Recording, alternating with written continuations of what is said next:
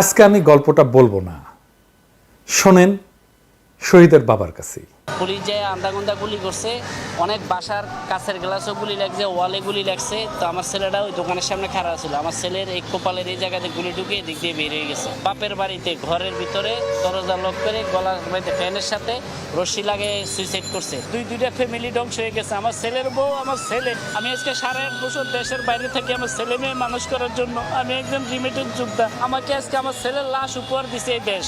আমার তো এখন সব স্বপ্নই শেষ। আমার ছেলের একটা হাত চাইতো, একটা পাও চাইতো, আমি ভিক্ষা করে খাওয়াইতাম, রিক্সা চালাই খাওয়াইতাম।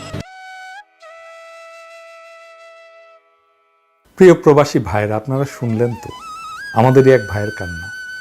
আপাতত 2 সপ্তাহ কোনোভাবেই আর একটা পয়সা পাঠাবেন না, কোনো দিক দিয়েই না, একটা পয়সা না। পরিবারকে বলবেন এই 2 সপ্তাহ একটু কষ্ট করো। আর এক প্রবাসী ভাইয়ের সন্তান নিহত হওয়ার প্রতিবাদে 1 পয়সাও আর বাংলাদেশে না। এই ভাইয়ের ভিডিও সব প্রবাসীকে দেখাবেন। Complete shutdown remittance. বিজয়ের সূর্য উঠতে বেশি দেরি নাই, খুব বেশি দিন রেমিটেন্স আমাদের বন্ধ রাখতে হবে না, আমাদের পরিবারদেরকে খুব বেশি কষ্ট করতে হবে না। রাত পোহাইতেছে, ইনকিলাব জিন্দাবাদ।